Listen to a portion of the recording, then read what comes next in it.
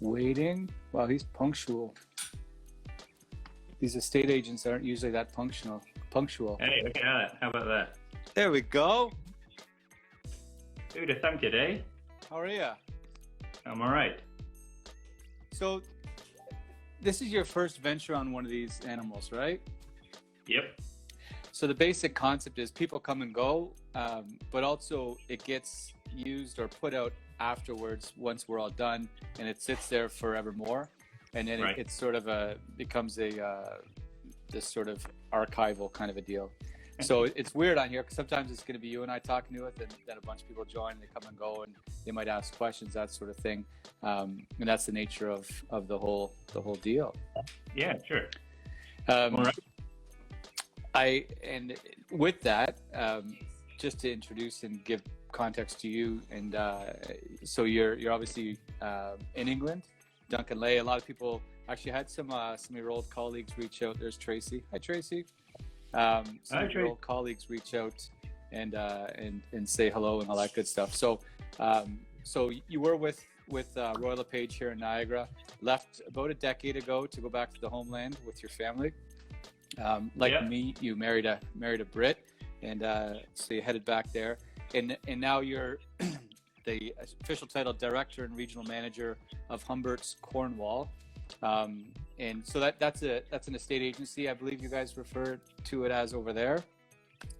Yeah, you got the terminology. Yeah. That's all I got. That's where it ends. Yeah. Actually, I'll say this much. Ironically, we've had a blue sky, warm, sunny day the whole day.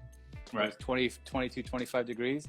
And literally, as I'm going live with you in the UK, the thickest, grayest clouds just rolled in, and it's about to pour rain. Yeah, we sent it to you. Yeah, we appreciate it very much. We need our grass seed to get some action over here. But well, we've had Canadian weather here for the last since lockdown. I mean, you can see it perhaps a little red. We've had pretty much no rain for, I don't know, 8 weeks, which is completely unheard of in the UK. But we have now done the proper UK thing by talking about the weather first. Well, it goes without saying. I'm pretty sure that translates over here too. So, so there's some different aspects to the biz. So, can you give some background just on well, I guess one thing. So over here, we're realtors. What do you guys refer to technically over there? So we're estate agents. But my more often than not, I introduce myself as, hi, I'm Duncan. I used to be a realtor in Canada, because really people do know that. I think probably from all of the various the various TV shows and stuff that have been on. And one of the differences is that in Canada, as a realtor, it's a profession and you do a lot of training and that kind of thing. Here, there's no kind of pre-qualifications to be an estate agent. So anybody can kind of rock up and decide that they want to be an estate agent. And if they want to take courses, they can. And I've taken some of the English courses, and they're not dissimilar to the Canadian realtor courses. But it's entirely optional. Although they are talking about bringing that in now as a kind of mandatory. England is going the way of Canada, and encouraging license, being licensed and having some qualifications and some, partly because there's more and more regulation now, and so we have to make sure that we're following all of that, just as you do in Canada. But it's also to try and elevate the profession, in a sense, in the UK, because there's an awful lot of people that would class us as being, there's used car salesmen, and then there's estate agents in the UK. And I knew that coming back. And so what I wanted to do was, well, hopefully, show people that you can have some ethics, and you can Yeah. do this So properly. take a little bit of what you were doing here and bring it over there. Yeah, absolutely. Yeah. And ironically, I one of the best salespeople I ever met is a used car salesman. So I think sometimes they get a bad rap. Dave over at Cullen, the guy, he's like unbelievable at what he does. He does stuff when there isn't anything in it for him, which I think that's the fundamental sort of characteristic of somebody who's good at what they do.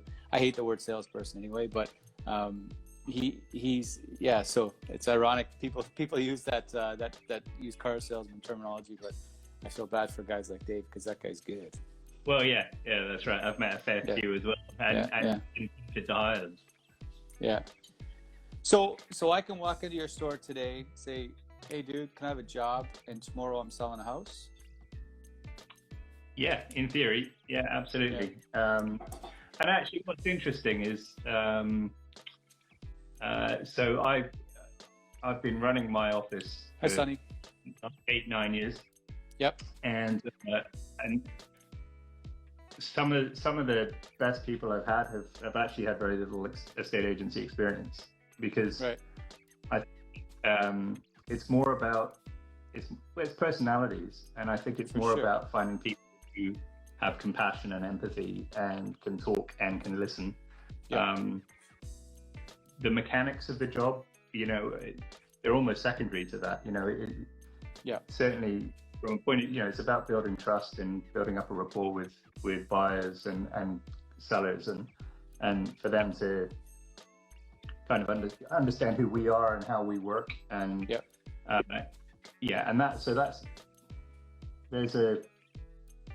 there's a whole group of I guess there's a thought. There's some people in the business in the UK consider agency to be a retail business, and so it's for a case of get stuff, try and get a listing, get the property on the market, and then really just sit back and wait for a buyer to come along. Mm-hmm. And you and I both, there's a lot more to it than that. Yeah, 100%. That retail approach happens here too. The sort of slash and burn and volume over long-term business growth. That happens here as well. But I think that core, the teachables, how to work the MLS program. Now we're on Matrix. I don't know what we were on when you were here before. Fusion, Philogic, something like that. But 10 years ago. I can't remember. Like all the teachable skills, how to fill in a document and all that, you can teach that to anybody. That all that matters is, are they good people? Are they going to do the right thing? If they have a choice between making money and telling somebody this is the worst house they could possibly buy, are they going to do the right thing? That's all that matters in any business, right? And so I think that's true. In the UK, whether you're walking off the street or not, if you're a good person and you've got those core skills, I think that the main thing is over here. We just have more responsibility on our plate, I guess, right? And like I jotted down notes of the basics of our industry. I know there's a bunch of realtors in here from Ontario. I see Jess and Scott and Jeff and Naomi and a bunch of other people, so they can chime in if I've missed anything. But the basics for us are the client representation, buyer rep or seller rep, preparation of documents, disclosure obligations for either party. Putting the documents on paper, tracking data, the MLS system, cooperating brokerages, the deposit, the nitty gritty of the deal. We're in the thing that kills a deal. You can have a perfectly amazing buyer process where all it is rainbows and unicorns. You get to the deal, you do the deal, and somebody screwed up, and those shelves, built-in shelves in the garage are missing. Or those storage racks in the shelves with the rack in the garage with the racks, or the mirror in the ensuite that they loved is gone, and it kills the whole deal, right? So there's all the minutiae. But when I go through all those things that I just mentioned, every Canada and the UK operate totally different on both. There's two separate columns on all of them. So it's amazing. So you took your Canadian realtor sort of life and then went over there. For me, I would, walking in there, how did you adjust to that, to walk in and it's really, it's apples and tennis balls, really? Yeah, and I was, I mean, I was really lucky in the first instance. So when I first moved back, it was the beginning of December, and I'd been talking to a kind of a regional director of one of the big estate agency firms in the UK, and he sent me a message and said, "Are you in the country yet? Because I've got a job opening, and we're interviewing tomorrow." So I'd literally arrived that day. So I sent him a message and said, "Yeah, I've just got here. I'll come down." And was lucky that they obviously liked what they saw and said, yes, you can have the job. So I had a job straight away, and I went into what in the UK is considered a corporate estate agency. So that it's a firm that has it had about 800 offices in the UK. So it's the biggest estate agency in the country, and it's kind of pretty set in its ways, and it has an awful lot of systems in place for doing the job. And I went into an office that at the time was the biggest office in the city, and was run by a fairly interesting character who was a bit like a head teacher, or a principal, a really bad principal, someone who throws a book at you, that kind of thing. Yeah. And so we would have these meetings every morning. So you go in at 8:30 in the morning, and you all sit around and you talk about the sales and how things are progressing. And he would say, "So have searches come back, and have inquiries been raised, and has the draft contract gone out yet?" And these were all terms that I had no idea what he was talking about, because that's a very UK centric. It's the process by which once an offer is in and you get the property to complete. There's a whole bunch of steps, and it's the draft contract going out, and then they raise searches, and then they make inquiries. And so I was sitting in these meetings, kind of hearing all this British terminology, thinking, I'm going to have to get up to speed really quickly. But luckily for me, what the success was, the basics of, you're speaking to somebody on a phone, and you're getting a rapport, and then you go and see them, and you talk to them about the benefits of putting their house on the market with you, and or on the flip side, talking to buyers and kind of identifying properties for them. That's the same, that stuff is the same as in Canada, and it's just, it's a bit hard work, and make sure that you're listening to what they, what buyers want, for instance, to be able to make the suggestion of what they should be, going to look at. So all the technical stuff I had to learn really, really quickly. But the rest of the stuff, was the same as in Canada, and the Canadian realtor system was a really good basis for that. So if walking back a second, so if I'm a buyer and I want to, and I'm moving to your town, and I want to go and look at houses, I guess one of the big differences is Canada is much more centralized than many markets in the world, frankly. We have a member-owned Realtor.ca program where I can look at listings in Vancouver and Halifax and Niagara and wherever. And those listings and that program is fed by realtors from all different brokerages. So, Joe Schmo at ABC Realty and Mike, whatever his face is at Remax, I can go and look at any of those. So if I'm a buyer and I'm coming to your town, I'm not doing that, right? Am I right? I'm going to you, and then I'm going to Joe Schmo at ABC Realty, and I'm going to Mike, whatever his name is, at the other brokerage. Yeah. So, to compare it to the Canadian system, my job basically is just to list houses, is just to put houses on the market. Right. So your number one focus is listing. In essence. Because that's the only thing I'm going to get paid on. The thing that's interesting. So we don't have legal. We can't legally represent a buyer. I say you can't. You can, but it's incredibly rare. There are very, very few people that do it. You might have an existing client who's asked you to look for properties, and we've done that where we've gone out and looked for the right sort of property for them. Right. But generally speaking, your only contract is with the seller. With the seller. So if I call you and you've got 7 listings that might match what I'm looking at, I'm going to see your 7, but to go and see those other ones, I'm going to those other people on my own terms, I guess you could say. So the representation thing is. And I mean, a couple of things from that. So when I first moved back and I was trying to find a house to rent, I did what I would do in Canada and look online, find the houses I wanted, called the agents and said, right, I want to go and see that one at 9, the next one at 9:30, go and see a different agent at 10 to go and have these agents come and show me around the houses.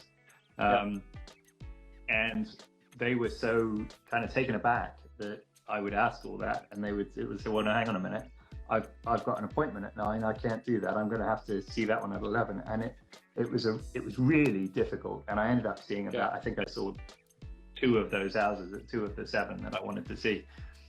And the other thing was that when I rang, when I was still living in Canada and looking to move, I rang a lot of the agents or emailed a lot of the agents and said, look, I'm coming back from Canada. Here's my budget. I've got 2 young kids and a wife, and we'd like to ideally live near the sea, but I'm pretty flexible. So Cornwall is about the same size as the Niagara region. And I say this to clients quite often that,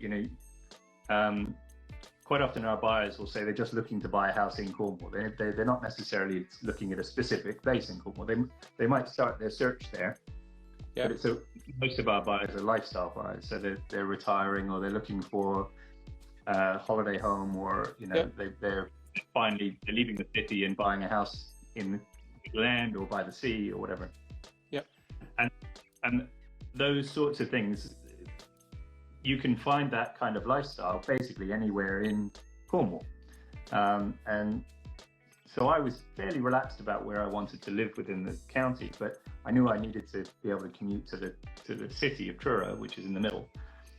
And the response I had from agents was either they just sent me everything and they didn't filter out anything. So there was no kind of sense check on, well, based on what you're telling me you'd like your lifestyle, why didn't you look at this? Because they were just sending me all sorts of inappropriate properties and that kind of thing.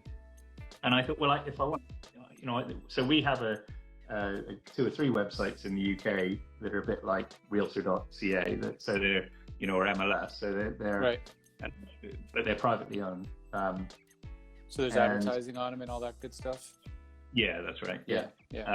And they're they only answer to the shareholders. They don't answer to the estate agents, which is a challenge. And so a couple of them have pretty much every listing out there. So you can go there and you can find every house in Cornwall basically. And I thought, well, I can do that. I don't need an agent to show me everything they've got. I want an agent to actually sit down and listen to what I'm after and start making recommendations, much like an agent representing a buyer would in Canada. And so they either sent me everything or they didn't send me anything at all, because they probably thought, this guy's never moving from Canada, so why should I waste my time looking for houses? And so I recognized then that actually I could, if I found myself in a position where I was running an office or had some control, I could say, I could provide that kind of service to buyers. And while we aren't contracted to buyers, and buyers could equally, if I spend an hour on the phone or a couple of hours with the buyer showing them around the house, that house might not be perfect for them, and the house that's perfect could be with one of our competitors. And I won't earn anything out of that. The competitor will earn, but I made a business decision that it was worth me spending time with those buyers, because we would then have a better service to our seller, because we're identifying the right buyers, we're giving them the sort of information that they need, and we're probably not going to be doing hundreds and hundreds of viewings on a property. We're doing some selective viewings that buyers, we've already kind of pre-qualified them for that house. And what was interesting is I had somebody come into my office just before Christmas from New Zealand, and she was moving back to Cornwall. She was much like me. gone from Cornwall to New Zealand and back again. And she said, she basically reiterated exactly what I said, that so even 10 years on, none of the other agents have figured it out, that actually providing service to buyers, you're vicariously giving good customer service to your seller. Equally, those buyers will become sellers at some point. And, so we're beginning to get the reciprocal business from those buyers who we gave good service to. And we have messages from them saying, geez, it's a real shame that we couldn't buy from you, but we really like the service that you gave us. And so we will use you when we come to sell the house again. So here's a question, and Tracy asked it, and it's from a different angle that I was looking at, so if I'm a buyer, I've got no one really purely and truly in my corner. So I'm sort of a lone ranger going from agency to agency to agency to agency. So from the seller's perspective, I'm only accessing your buyers. In a sense, it's not far off from an exclusive listing here, sort of. Not it's a close cousin to that. So if I'm really only accessing your buyers or a buyer, that would be it. So if I'm a seller, can I then say, okay, well then if I'm signed on with 3 agencies, then I'm going to access 3 agencies' buyers. Can you do that, or does that happen? Yeah, you can do. There's a couple of ways around it, but you can either sort of have 2 agencies working for you, and whenever we're asked about that, my advice tends to be, if you've got 2 very different types of agents. So our business, we cover the entire county, and whereas a lot of agents will really just concentrate on their town or it's only one city in Cornwall, the rest of the towns and villages. So they might have a really small geographic area, and those agents will have a load of buyers who are very specific about where they want to look. So they're only looking in that part of Cornwall. Right. Whereas we'll have a reach of buyers who are looking across the county and looking for that lifestyle property. And so you've got 2 contrasting agents working for a buyer then, which does work sometimes. If it's the right kind of property, it does work. And as long as both agents buy into it and recognize that there is a benefit to doing it, and much like here. Exactly. That's right. It's actually there's a brokerage on here that we have a project co-listed with, and when the builder came to us and proposed this idea of having different agencies co-list a project, our first response was, well, it depends, right? Who are the other people, and are we on the same page in all sense of the word? But I don't know. It's remarkable. Like in our system here in Canada, as you know, but a buyer can sign on a buyer representation agreement with a realtor, who then goes to work for them finding a house, much like a seller signs a listing agreement with a listing agent to go and find them a buyer. So you have this sort of parallel goals, I guess you would call it. And then so that buyer being represented and having those fiduciary duties taken care of by their buyer agent is then looking for any house they can find them. And now we're talking private sales, quote unquote realtor.ca or MLS listings, new builds, all that other kind of stuff. And then that buyer rep, yes, they're getting paid for it, typically through the seller. So there is a fee there, whereas you guys really essentially don't have buyer representation. And so your fee or what where the payments are being made is really on a marketing fee by the seller, correct? I think, more or less. Yeah, effectively. Yeah, that's right. So I mean, the big advantage in Canada is that I think, if I remember correctly, when I was there were about 1,000 agents in the Niagara. We're at about right before you left, the 2008, 2009 market, when we had the financial meltdown stuff. There was predictions we were going to go down. We were going to lose a couple hundred realtors and go down to 600 and change. I think we might have lost 6. So now one of them was me. Yeah, that's right. And we had as in many places, we had a really strong ride over the last 8 years or so. particularly the last 5 years. And so now we're at, I don't know the exact number, but we're about 1,200 or so. Now we're in the 8th week of COVID. So one of the questions people are waiting to see is how many people will carry on in the third quarter of this year or not. But yeah, so long story short, we're at about 1,100 agents. Yeah. So I used to say when I was listing a house in Canada, I'll put the house up, and then there'll be, if there's 1,000 agents, I mean, I'd imagine that on average, each agent might have 3, 4, 5 active buyers on their books at once. I mean, some will have 20, 30, and some will have none at all. But if you kind of do the numbers, then there's an agent out there or 1,000 agents out there that are hungry for the next listing, so that they can look at it and see if it works for their buyers. And then you then have this flurry of activity of these agents going, oh yeah, I've got a buyer for that house, and bring them around. Yeah. And that's what we miss here in the UK, is that, because it is kind of left to the buyer's own devices to be actively looking. I mean, we keep a register of about 800 buyers on our books at any one time.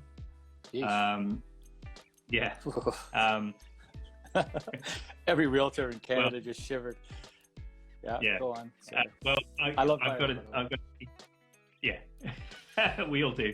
I mean, I've got a team of 7 people, so it's about 100, and but the thing is that they're, you have to kind of have that sort of number, because our office now is one of the biggest in Cornwall, and we've got, we would keep somewhere between 80 and 100 listings on, 80 or 100 properties on the books at any one time. Mm-hmm. And so you've got to have a scale of buyers. In essence, that's 10 buyers for every property we've got on the books. And we're registering about 100, 150, or in the summer, 200 new buyers a month. Mm-hmm. And we're losing 100, 150, 200 buyers every month, because they've either bought something from someone else, they've changed their mind, they've had a change in circumstance, whatever it is. So, but it's a big job, to keep on top of them, and to my expectation is that we should be speaking to them every couple of weeks at least, and certainly every time a new property comes to the books, going through our buyers and finding out. And so the difference, I guess, is that a lot of our competitors, as a buyer, you would register with all of the agents, right? So so when I'm talking to some of our colleagues, and competitors, the same name comes up, right. And somebody, because they'll go and see something through me, and then they'll go and see something through one of the other agents. Mm-hmm. And the buyers do get to kind of they soon get to figure out who are the who the ones they want to work with and who they don't. But ultimately, about who's got the property on the books. I think that's interesting as a realtor here in Niagara and Ontario, and I'm sure other agents that are in here from Ontario or Niagara can chime in, but I've had buyers come to us on a listing, and then we'll chat with them, and they've come from other countries, and we'll chat with them, and they'll say, oh no, I'm going to see this property with you, and then if it doesn't work for me, lose my number, and then I'm going to go over to that property and see it with that person. And because you and I have talked a few times about the differences in Canada and England and how the systems work, and so I think a lot of people come in totally unaware of how different it is, and how the process works here, and the cooperation between brokerages and the centralized data, and the buyer side, and even right down to like we prepare all the documents and handle all the documents until it's a firm deal, and then the lawyer steps in at the end and does the deed, the transfer, and all that other stuff. Whereas you guys, again, going back to what I said earlier, the marketing fee piece. But when somebody wants to go to a contract, just walk through that. So I see a house I really like, I love it. We really want to move the end of July. You're the estate agent, and so I say to you, okay, we want this house. Now you're not drawing up the contract on paper. Nobody's drawing the contract on paper at that point, right?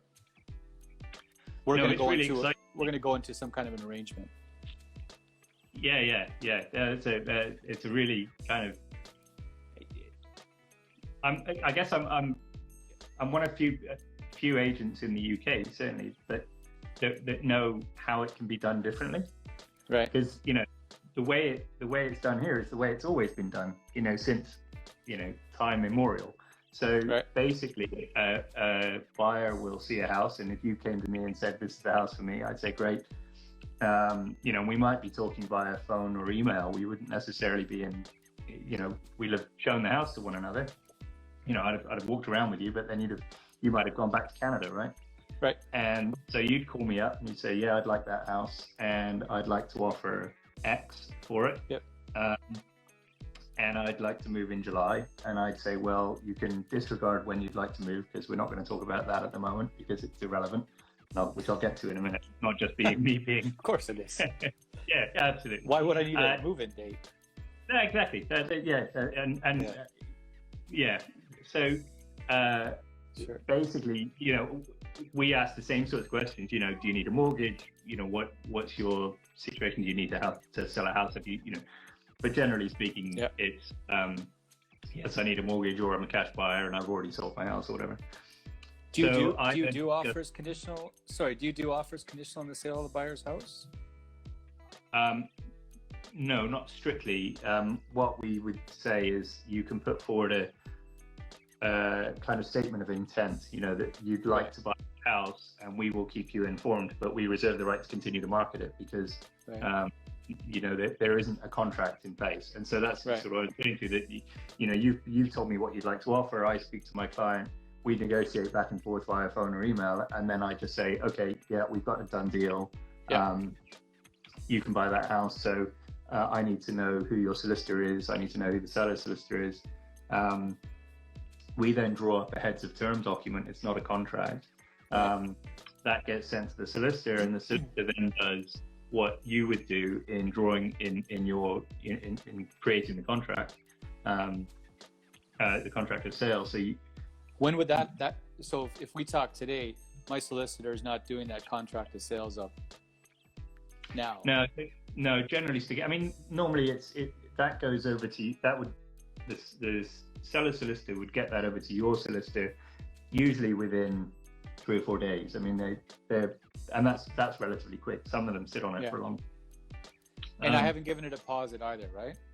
No, you haven't paid a deposit. It's a verbal agreement, effectively. Yeah. And because there's no contract, the anxiety starts building from the minute you put the offer in. Dude, I'm feeling a little bit of anxiety just listening. Yeah, for you, for the seller, for us. And I often say we effectively become social workers from that point on. So it's about managing that process because the process typically takes 8 to 12 weeks here to get from a point of view of you offered to the point where you get the key. And at no point, and it's probably not until the last few weeks that we actually start talking about a completion date, which is the date at which you get your keys. So and that's because there's so many third parties involved. So the solicitors obviously are dealing with one another, and then they might have they need to apply for searches, and the local council have to, and the water board, and there's a bunch of third parties that have to provide some information.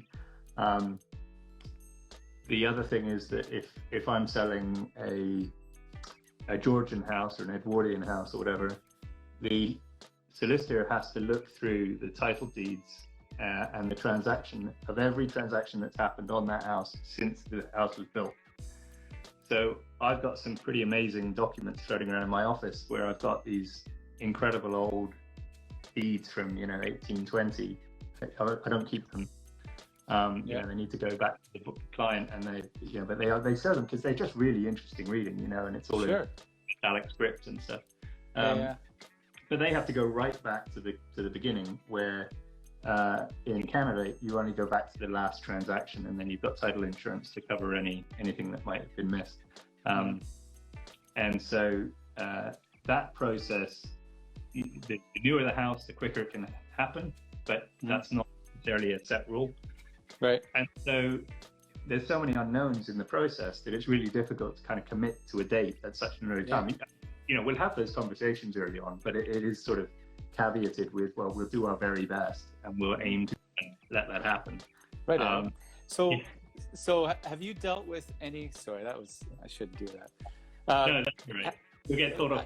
I know it was spot on anyway, but have you dealt with anybody moving over there from, the United States or Canada or something, who have walked into that? You've told them how this process works, because I do a deal today, it can close September 7th, but as soon as we go firm, I've given my 10 or 20 grand deposit. September 7th is the date. Nothing's going to happen unless, the 1% of deals that don't close because of X, Y, or Z. Yeah. But so how have you managed that sort of shock and awe from us in the new world coming over there? How do they react? How do you manage that? Being a social worker, and it's to some extent, it comes down to building a rapport with them and trust. Yeah, exactly. Yeah, it's about them hopefully being able to trust us, so that when I say to them, look, we'll do everything we can to try and make that happen, but there isn't a process in place in the UK for me to guarantee it. And it's communication, right? So it's just about making sure that we're constantly speaking to all of the parties so that they can kind of the more information you have about a process like that, stressful it is. Just about every sale that we have.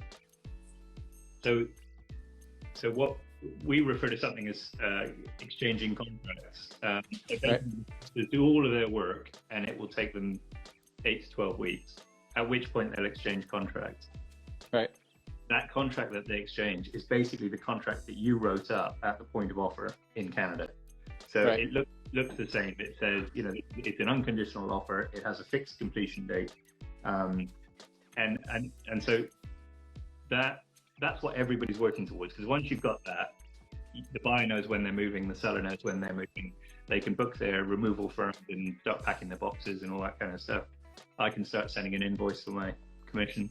So we're all working towards that. And the week or two before that happens is always the most stressful time, because have I given you a deposit yet? No. Cool. So at the point of exchange of contracts, you would pay a 10% deposit, and that would be held by the sellers in their client account. Gotcha. And it would go to, so that's when the deposit's paid. So up until that point, I can get out whenever I want. Yeah. And the only thing stopping you is probably your morality as much as anything else. But which I have little, so we're good. Yeah, well, exactly. That's right. Yeah, for you, I'd want the deposit really early on. Fair. So I think because that can happen, and that's where we get Gazumping and Gazundering and things. So let's talk about that. So I've asked over the years, anybody that I meet from the UK, I always have to ask them about. And when I ask, and I've mentioned, I think, to agents, I see a few in here from my firm, from my brokerage as well. Everybody looks at you sideways, and it's one of those British words that just sounds made up, which obviously it is. But the whole concept of gazump and gazunder, and I always say to people, you got to Google it for it to make sense. But so, can you just do a Cole's notes on what those two things are and why they're awesome? Well, I wouldn't necessarily call them awesome. And I from think the sidelines, they're awesome. Perhaps. If you have an invested interest in it. So, if I hear some of my competitors have been gazumped, then I might raise a glass, but I wouldn't want it happening to me. It wouldn't happen to your best friend. Because nobody has a contractual obligation to carry on with the sale, so the buyer can walk away anytime, and so can the seller. And so what can happen is that if we've got a property, I don't know whether you might find this, because it seems to be a bit of human nature that people want what they can't have. And so you mark something as under offer or sale agreed or whatever it is. I can't remember what we used to call it in Canada. You put something on the computer system and the MLS system and says, we've sold that, basically. You get more phone calls after that's happened than you did when you had it as just for sale. Yeah, the fear of loss, or people that are waiting on the fence for just the right price adjustment to happen, and then somebody comes in 10 minutes before that and it's gone. Yeah. Yep. And I think it's also a reassurance that, you know, well, if somebody else really likes the house, buy it, then I can't be crazy. Yeah, that's right. Yeah. And so in the UK, there's nothing to stop another buyer going up to the house, knocking on the door, or coming to the agency, because we do have an obligation that if somebody puts an offer in, regardless of the position of the house, whether it's for sale or under offer, we do have to declare that offer to the client. Right. So we've had people come in and say, look, I know that house is under offer. I'm prepared to offer more money. And, you know, much like in Canada, we wouldn't declare what the do you have a disclosure obligation, or is it just out of your own morality that you're not? So, like, going back to my example, I'm moving there. I really love this house. I told you I want to close on it in July. Somebody comes to you or that seller and says, "Hey, I'm gonna pay 5% or $5,000 or $10,000 more than anything you've got on the books right now." Can you turn to them and say, "Well, we've got 5.25 on the books right now, so"? Yeah, no. No. It used to be you could. There was no regulation preventing it, but now there's something called the Consumer Code, which basically means that we do have to treat our customers fairly and our clients. And that's a recent thing, right? Yeah, that came in. If there's any UK agencies on here, estate agents, they'll tell me off for not knowing this, but it came in 4 or 5 years ago, I think. Don't worry about it. You know, it's one of those things that the Consumer Code, it's 2006, but actually it doesn't go through the Houses of Parliament until 10 years after the fact. So we got that in common. Yeah. So we do have to disclose any offers. So if somebody comes to me and says, "Look, I know the house is under offer, but I'm prepared to offer, you know, the full asking price or the full asking price plus $15,000 or something," we have to declare that to our client, the seller, and it is then up to them whether they want to walk away from their existing offer and take the higher offer, or stick with the people. So that's gazumping, right? Yeah. So that's where somebody offers you more than the original asking price and the house. Gazundering is the opposite, where they'll come in and they'll go, you know what, I'm prepared to offer X, but I will, you know, I'll complete on the house in 3 days' time or a week's time. Now it's quite a difficult thing to do in the UK, but it can happen. And that it doesn't happen very often, but there are times where a seller will go, "Do you know what, actually I'm prepared to take the hit of however much money to get the house sold quickly because it suits my circumstance." And that's gazundering, but that's pretty rare. It doesn't happen very often. I thought gazundering was when the buyer has a change of heart. Like right now, I would expect in the heart of COVID, if somebody did a deal April 10th, that maybe they're feeling a little bit shook up. And then they come back and say, "Look, I'll still buy your house, but I'm going to give you $15,000 less." Yeah, that can happen too. I think technically speaking, the gazumping or gazundering has to happen by a third party, but it's the same theory. Right. So a buyer can do that, and you know that's what I imagine has been happening. I mean, we've been really lucky that you know, our clients the buyers have stuck with the with the sales and haven't decided to try and renegotiate. But that can happen, and you know, buyers will do a survey, which is effectively a home inspection. There are 2 surveys, so there's one that's done by the bank to decide whether or not they feel it's worth lending the money to, because that's the other thing that's different here, is that the bank decide what the value of the house is, and so quite often you'll agree a sale on a house, and then the bank will go and send their surveyors out, and they say, "Well, actually, we don't think it's worth as much as that." And so then they'll only lend a mortgage based on their own valuation, not on the sale agreed, even though, you know, the laws of supply and demand, and you've got a buyer who's, the the market value has been, the definition of market value has been obtained. You know, you've got a educated buyer who's offered what they think is a fair price. You've got an educated seller who's accepted an offer that's a fair price. But the bank can come in and go, you know what, actually, I think that's too much risk for us, so we're not going to lend as much as that. So that can happen. And equally, a home inspection or style survey can happen where, you know, something completely unforeseen can come up. You know, you know, there's ancient rights of way across the land or something like that that nobody knew about, or you know, anything, you know, or, you know, a structural issue or something like that. And so then a buyer can renegotiate on that basis because they aren't legally tied in to the buyer. You don't have a solid deal yet anyway, so you can do that and come back. See, and that's one thing that's changed probably since you left here was back when you were here before, well, especially pre-2008, a lot of appraisals just happened on a computer. I don't want to speak for the appraisal industry, but I know that it's changed because all of a sudden we started getting constant appraisal requests where so-and-so needs to get into the house to do the appraisal. So what we know that when the market changed, that appraisal sort of timeline started to crunch down, and it had to happen where people really wanted to do it during the due diligence period. Whereas before, it was like the appraisal just happened whenever the appraisal happened.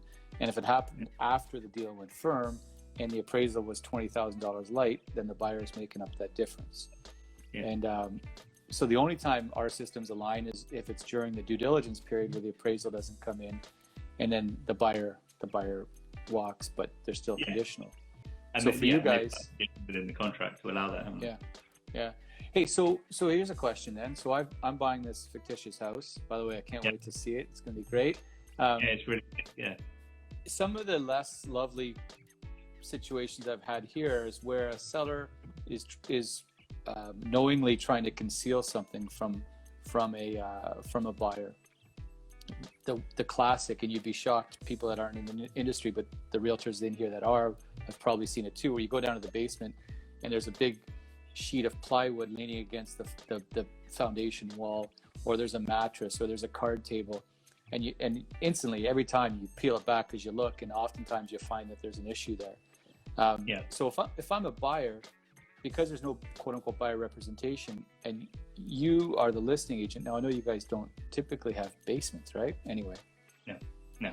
But if there was a known, we've got houses with cellars, you know, wine cellars and that kind of thing, but not basements. Right. But if there was a known issue or deficiency in the home, and you're showing me the house, whose obligation is? Now we talked before, and you'd mentioned it was largely buyer beware until this consumer. Until the consumer code came in, where we have a duty to the customer to make sure that we're providing information on any significant, you know, issue with the property that could affect their decision to purchase. Right. But again, that's relatively new, and so for years and years it was buyer beware. The buyer, you know, had to do their own due diligence. They had to decide whether to have a survey. You know, they would hire their own surveyor, like you would a home inspector, and get the advice from them. Okay. You know, to be fair, in Canada, you know, we're not structural engineers, so you know, we shouldn't be advising somebody on whether or not we feel the house is structural. You know, that is a home inspector. That's the same here. What's changed is that so a seller has to fill out a questionnaire that is information for us, but it's also it is their duty to highlight any issues. And you know, yes, a lot of sellers will try and hide things. It's a really difficult kind of concept in that we have to declare anything that could affect whether or not whether a buyer would affect their decision to make a transfer. 100%, yeah. And so you know, that encompasses some of the things like structural issues with the house, or you know, rights of way. Somebody, Pam Howard just mentioned mining. We you know, if any of you watch Poldark, there's a fair bit of mining in Cornwall. This is where I live. You know, I'm in Poldark country. Poldark. Look it up. Yeah. I'm watching Last Kingdom. How about Last Kingdom? Yeah, pretty similar. Yeah. You don't live in Bevanburg, do you? I know where that is. Do you? Yeah, no. Awesome. Yeah, no. Alice would really like Poldark if she's not watched it. Yeah. Yeah. Guys okay. walking around, scything grass with no tops on and all, looking very romantic in the Victorian Sounds like times. your kind of show. So you've got to kind of declare this stuff. But one of the things that I've raised with my team, and I remember this from our training, and I really wish I could remember the woman that trained us because she was lovely. But she said, should you declare if a house is haunted?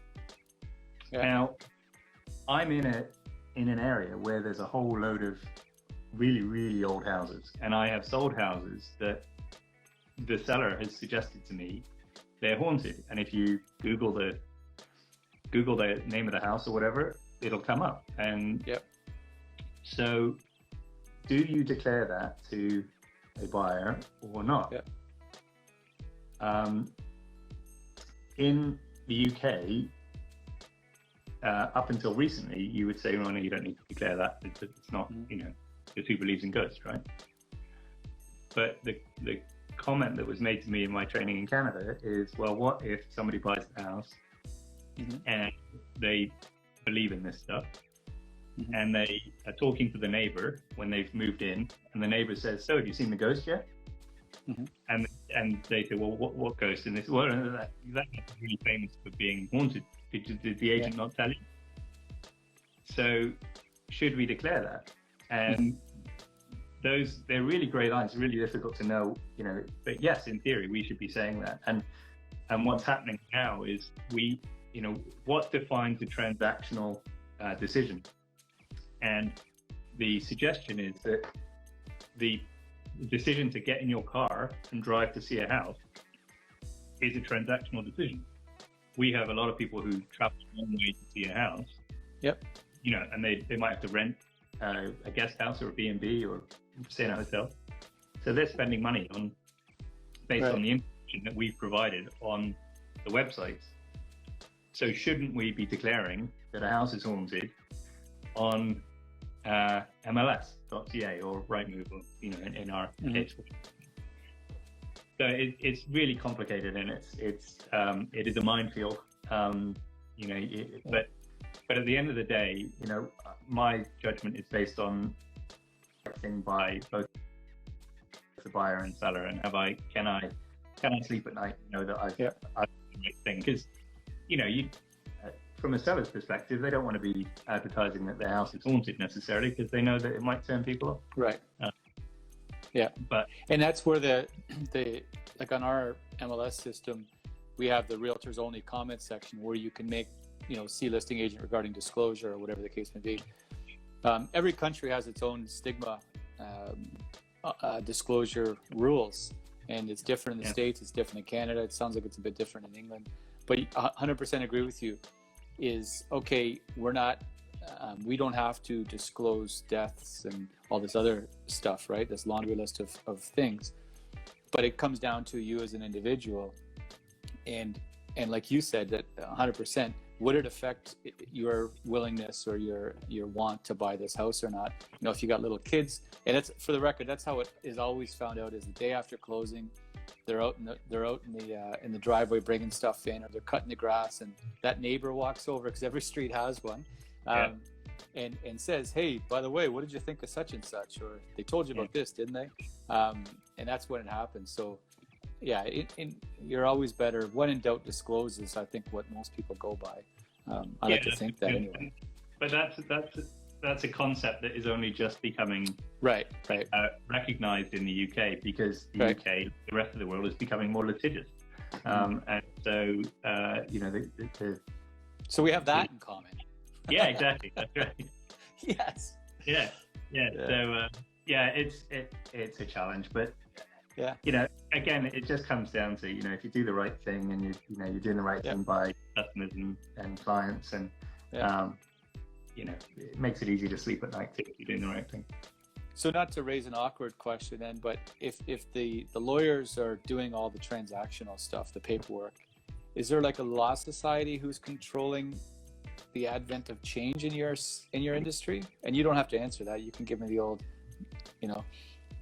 ear thing, but somebody's got it, because from a consumer advocacy side of things, to have buyers out running around on their own horses without somebody showing them where to go, or hey, maybe you want to know about this, or just the valuation side of it, the what you should know side of it. There's just endless list. And I'm not saying your system's broken. I just say it seems odd that has been held back from happening. Yeah, I think it's so in answer to your question, yes, there's a law society. I mean, Canadian law is an extension of British law, and it's just that Canada isn't bound by tradition. And most of the British institutions, law, the legal institution, banking, all that kind of stuff, they're so ingrained in their tradition and institution that they tend not to be, very forward thinking. And so the Canadian system has evolved dramatically, and the English system is evolving slowly. So it's only just been in the last few years that they're digitizing title documents and deeds with the land registry. Now that's been happening in Canada for an awfully long time. So and to be honest, it's basically any house that's been transacted in the last 20 years is probably now all digitized, but but there's an awful lot of houses out there that haven't. I go out to houses. I'm lucky enough to see some incredible properties that have been in somebody's family for 100, 150 years or something, and and they bring out the scroll. Here's the deed. This is what what Dad paid back in 1842 or whatever. If we get into the 60s here, that's pretty incredible. So my business, Humberts, was founded in 1842. So it's older than so my business is older than Canada. Crazy. The system's slowly getting better, and actually there's a National Association of Estate Agents. They're very au fait with the way the North American associations work, and are trying to. It seems to me that they're trying to sort of catch up, and membership is optional, but we're a member, and they give a huge amount of guidance and information, much like the UK or the Canadian and US systems do. Because they want to try and raise the level, and I think you guys probably have some serious governance committee kind of stuff going on, lobbying committees, that sort of thing. But it'll take years to move it. But we've got a minute and a half or so left. Instagram will cut us off. But I think what you're doing and what you brought over there from Canada, and to fill in gaps here and there along the way, I think the more you do that as a consumer, it's only a win-win to have somebody advocating for you. And the fact that you would point somebody towards a house where you stand not to be paid on, going back to the very first conversation we had with the used car salesman, Dave, the guy I mentioned, took me to a dealership that he knew they had the car that I needed, and brought me there and didn't get paid anything. But he knew it was the right thing, because he knew that I was going to buy other cars in my life. And if you structure a business like that, whether you're selling houses, cars, or donuts, you're going to do well in the long term. So I think England's better for you being over there and doing what you're doing, and fighting the good fight. It's just about doing the right thing. It seems to be catching on. We've been trying a lot. Great. Duncan Lay, I want to say a big thank you to you. Thanks. If you want to check out Duncan or follow them, Humberts, Humberts, Cornwall. Follow them, give them a look. They've got some beauty properties, and totally different market and whole environment than we have here. So it's super cool. But again, thank you so much, everybody. Thanks, Duncan. Everybody for joining in as well. It was nice to see some British clients and customers who joined in as well. Awesome. So I am going to.